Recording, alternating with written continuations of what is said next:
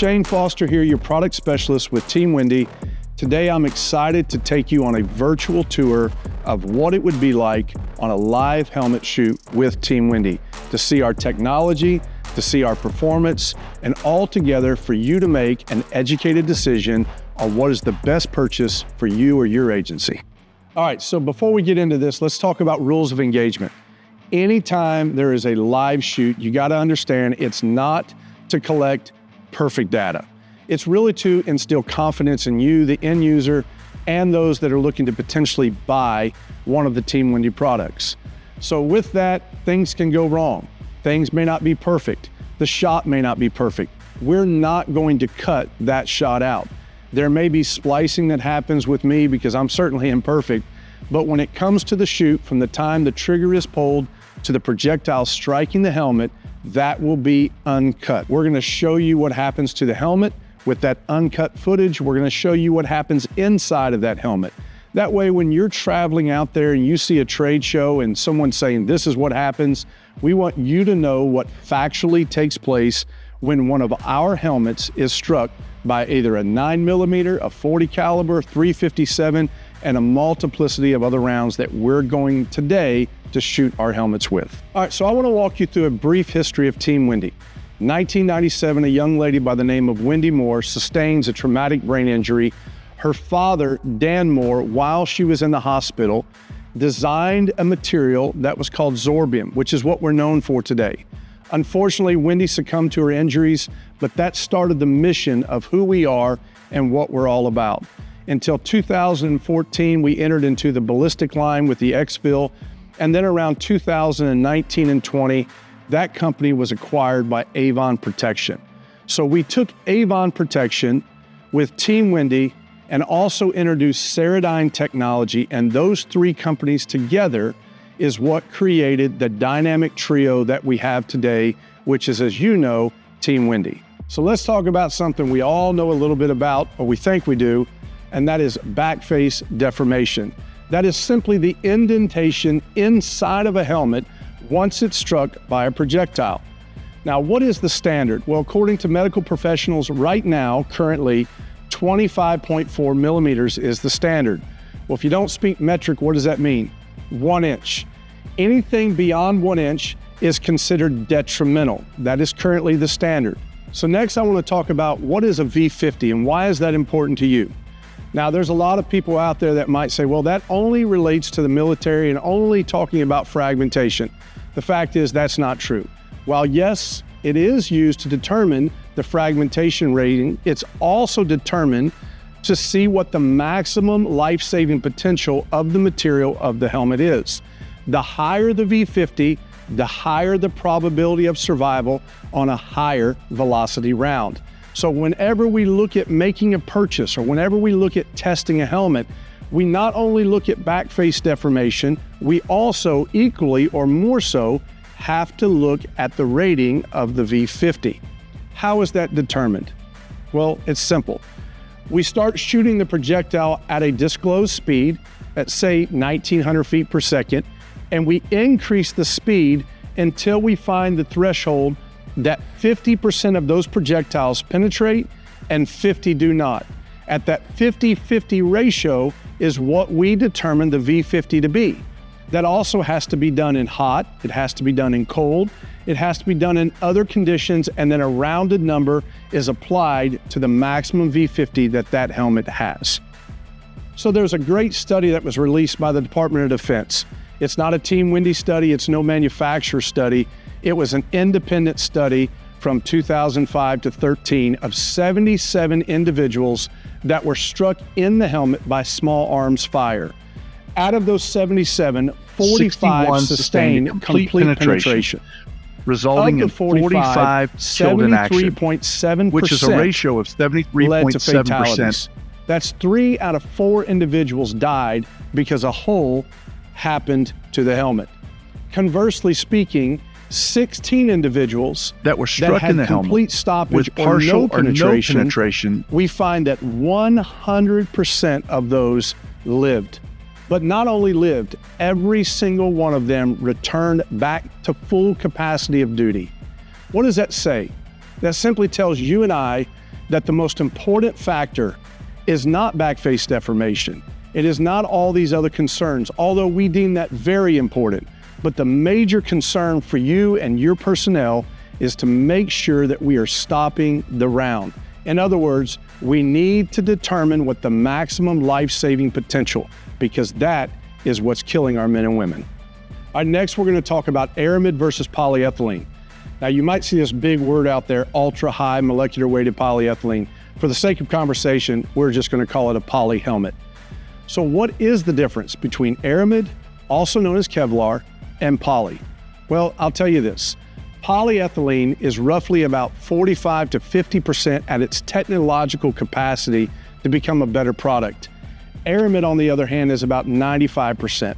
So that's why they'll add all these different compounds, different chemicals, trying to make aramid better. But the fact is, it's an antiquated material. It served a fantastic purpose 15, 20, 25 years ago.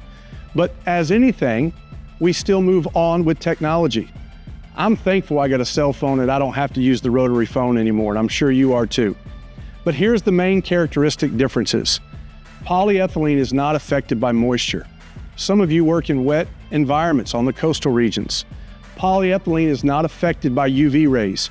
For my people out in Arizona and those areas out west where it gets extremely hot, UV matters to you. Polyethylene has a density of 0.95, which is less than water. So if you wonder why it's so buoyant, it's because it floats. It's these characteristics and more that cause polyethylene to be a superior material when it comes to the helmet manufacturing process. So let's talk about why aramid is just an antiquated material. Well, the way I explain it is aramid is a lot like a screen porch, if you will. So imagine you're 8 years old and you're throwing a tennis ball and you're hitting the screen porch and it begins to flex and it bounces that ball back. Fantastic. But as you begin to grow and you get faster, now you're throwing it at 30, at 40 miles an hour, there comes a threshold that tennis ball then overcomes the material, and aramid does not have the qualities to absorb and disperse the energy. So what does it do? Well, it gives up the ghost, if you please. That's why the V50 of aramid material is so much lower than that of polyethylene, which is designed to absorb and disperse the energy. So what does that mean to you? That means you get manufacturers out there that love to shoot that helmet 10, 15, 20, 30, 40, maybe even some ridiculous amount at 50 times. Well, let me tell you why. Because they know that once they get into a higher velocity round, that their helmet fails dramatically, because it does not have the ability to absorb and disperse. Shoot it 200 times. All you've done is wasted a bunch of ammo for law enforcement that actually needs that ammo to train with. The reason that we shoot a helmet 5 times in any type of test, left, right, front, back, and crown, is because we're testing the quadrants or the sections to make sure there's even density across every part of the helmet. That's why we do it. It's not a bunch of useless smoke and mirrors that exist out there. We're doing it because we want to make sure that it performs the same or better in every single area. All right, so let's talk about what I call the flux capacitor of truth, if you will. That is weight, because weight does matter. Contrary to some beliefs out there that law enforcement is only in a helmet for 30 minutes or an hour is nonsense. I can tell you of operations that I was on for multiple days. I could share stories across the country where we have been on riot situations for hours and hours and hours. Walking around with a brick on your head that's 5, 6, 7 pounds, quite frankly, does not invoke confidence in the end user. It also invokes migraines, it creates problems, and it doesn't allow the end user to function at their best. The next thing is price. We would love to say there is no price that we wouldn't pay for our lives, but the fact is there is. So we have to have a helmet that has great weight ratios and also price, but the most important factor in my mind is performance. Now you probably think performance is just a V50 and back face deformation, but that is not the truth. The truth is it must be comfortable. It must have blunt impact ratings. It must stay on your head. It must be conformable to your head. There's a ton of different attributes that goes into a helmet that has high performance. So whenever you make a decision for your agency and for your life, understand that weight, price, and performance all must be balanced and factored in together. So now that we've learned about ballistic testing, we have to put it to the test. And with me today is my friend Chris. We are in North Central Texas, where Chris is going to be putting some rounds on the EXFIL SL that I have in front of me. Before we begin there, I want to talk about some of the unique features of the SL, specifically the Wilcox shroud, which is a low-profile shroud, the 3.0 rails, which has been known as historically one of the most adaptive rail systems out there, to the unique geometry of the EXFIL, which allows the head to sit more evenly and gives you equal spacing, if you will, inside, to the Epic liner, which has been known historically all throughout the world. Along with that, you've still got the BOA system that's been around for many, many years. It is all of these components together that has made this an absolutely impactful helmet in the industry, and arguably one of the best helmets as far as total performance. By that, we have a V50 of 2400. It is still the lightest complete system helmet out there at 2.22 pounds. And with all of those other features, you've got the amazing quality and the customer service of Team Wendy. So we hope you enjoy the next few minutes as we put the EXFIL SL to the test. So before we begin, we're going to talk about why we shoot it in the 5 unique areas. So being the front, the left, the right, the top, and the back. So you may have seen some stuff out there where people are shooting their helmets 50 times. Well, I said earlier, and I'm going to say it again, the fact of shooting a helmet 50 times does not do anything to determine the structural integrity of the materials. It just means that you stop that specific round 50 times. So what we need to do is make sure that we can stop not only low velocity rounds that have low kinetic energy, we also need to stop higher impacting rounds and higher velocity rounds. There has not been a single documented case where a law enforcement and/or military individual was struck more than 2 times in the helmet in recent years in a single combat confrontational episode. Not one.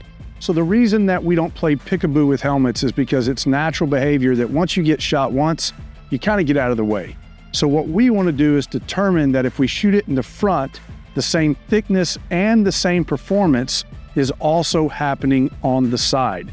We don't want overlaps and overlays to have weak parts of a helmet. We want consistency throughout. The next thing that we need to talk about is backface deformation. We've already debunked it a little bit back there in the earlier parts of this presentation, but we need to come back here and see what happens when we physically shoot it with a round. Are we seeing backface deformation that's going to cause someone to go unconscious? Are we seeing it where it's causing major concussions? Things like that are all why we shoot the helmet. It is by taking this holistic or full approach that we truly can determine the life-saving potential of a helmet. So now we're going to get into the meat of the matter and let Chris put some rounds on this helmet. We're going to be first using a 9mm 135 grain critical duty round that travels approximately around 1,070 feet per second. We're going to shoot the helmet. We're going to keep the cameras rolling so you know it's uncut, unfiltered. Then we're going to come back and we're going to talk about how did the EXFIL SL present itself, or how did it perform against that round. The range is hot, going hot, going hot. Take your time.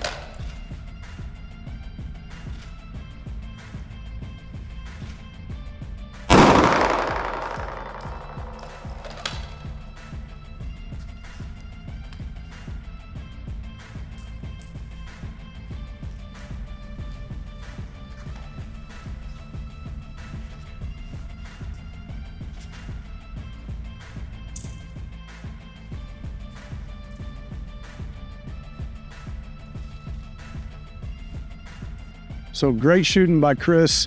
With that, you can clearly see that the 9mm round is lodged right here.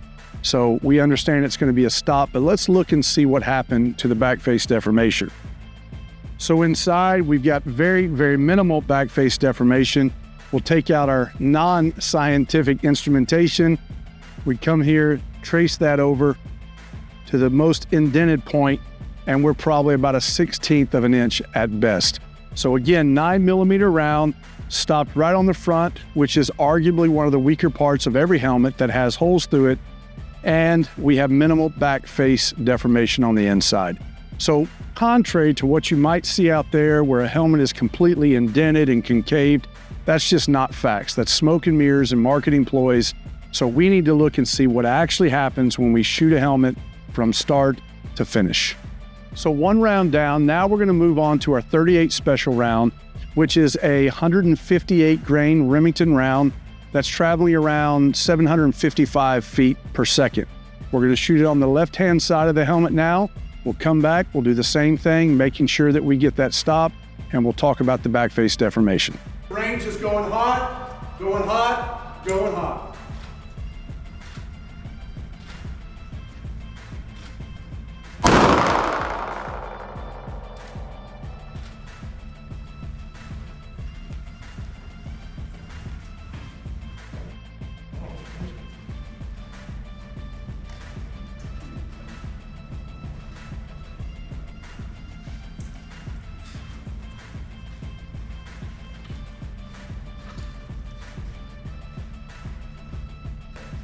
All right, so 2 rounds and 2 stops, but not only stops, our round on both situations are right here in the front. So let's turn it over and let's make sure that we're giving you guys factual data. And it's very clear to see we have an absolute complete stoppage of the round once again with the 38 special. This is a good time to talk about the qualities of aramid and polyethylene. Now, maybe you've been on other helmet shoots out there, and if you go watch aramid, they'll shoot and they come back and you say, hey man, that Kevlar aramid helmet did really well. Well, under a high-speed camera, you'll notice that aramid pushes out and has a tendency to bounce back because of the characteristics of the material. Polyethylene does not do that. Polyethylene, when you push it out, it has a tendency or propensity to always stay in where it's at. So you're actually getting a real or fairly similar measurement of what the back face deformation is. So understand what we're looking at. Don't be fooled by any kind of ploy out there. Educate yourself on what does a helmet actually do when it's being shot in real time. So round 3, we're now going to be shooting it with a 40 caliber round of 165 grains with a muzzle velocity of around 1100 or 1053 at 5 yards. We're going to shoot it on the right-hand side again. We're going to come back, look at it, making sure that it does perform like we say it does. Range going hot, going hot, going hot.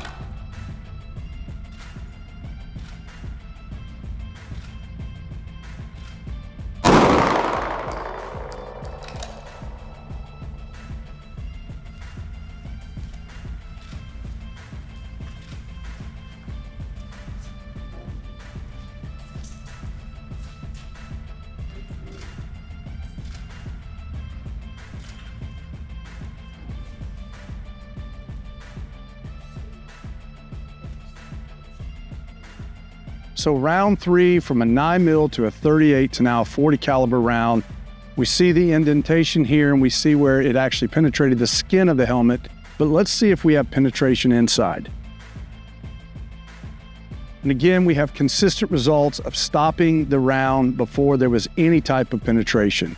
Now there's something I need to notate, and that is you've probably seen clay and soap, and you probably in your mind saying, well, what would the back face deformation be if there was in fact clay or soap? Well, here's the thing. I've met thousands of people and I've never met one to date that has a clay head or a soap head.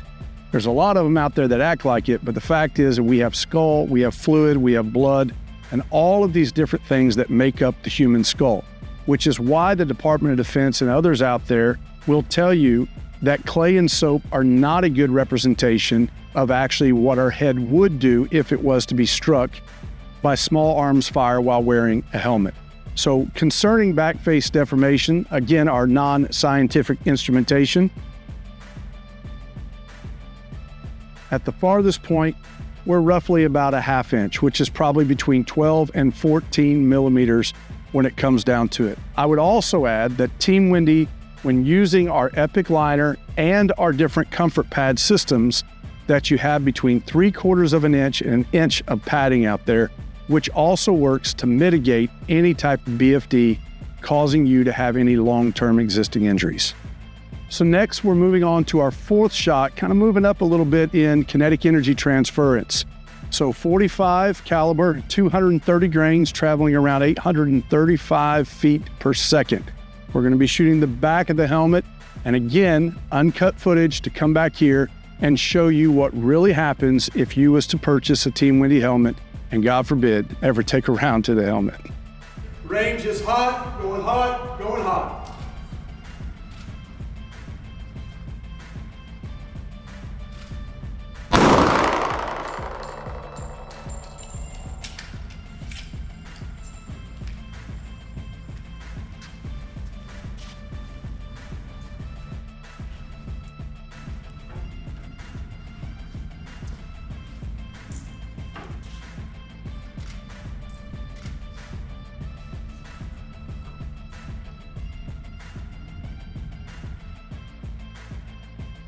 Wow. I've never seen that clean of a stop. That's one of the cleanest stops I've ever seen, period. So let me start by saying this is still the lightest, or at least arguably the lightest complete system helmet in the market today at 2.22 pounds with a size 1. So we've shot it with 38, 9mm, a 40 caliber, and now we've shot it with a 45. And obviously I can tell you there is a complete stop without even turning it over because the round is still lodged on the outer shell of the helmet. But just to satisfy curiosity, we turn this over. We again see zero penetration, no concaving of the helmet whatsoever, with absolute minimal back face deformation of around a 1/16 of an inch or less. So that is what happens when a 45 ACP round strikes a Team Wendy EXFIL SL. So now we're on to round 5. We've tested the front, we've tested the back, the left and the right, and now we're on to the crown with what you might call the Big Daddy round.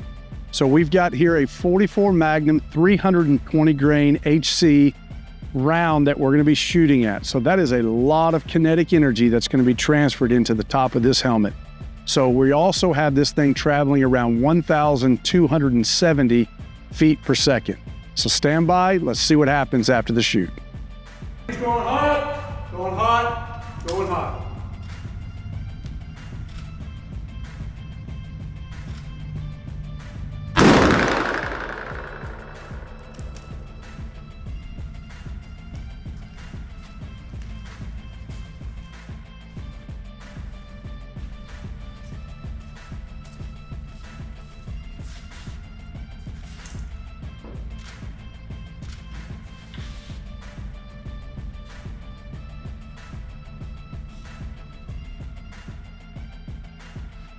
So round 5, the Big Daddy 44 Magnum, 320 grains, putting it right here towards the front and the crown.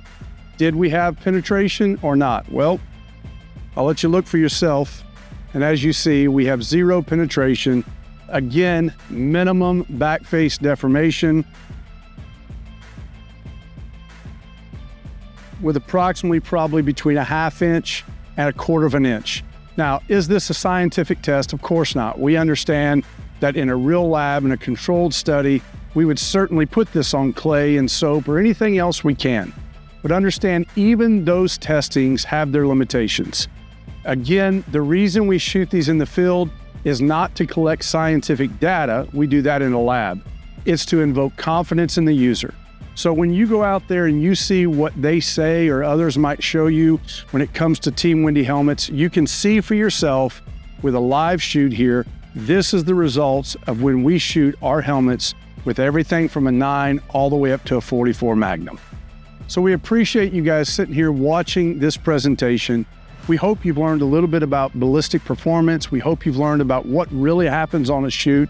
We would encourage you that if we do a shoot in your local area, come out and see us and see for yourself. But we also want to make ourselves available for any questions, comments that you might have. So please reach out to us at Team Wendy on the website, or you can go direct to us at info@Team Wendy. And most importantly, thank you for being a part of our team.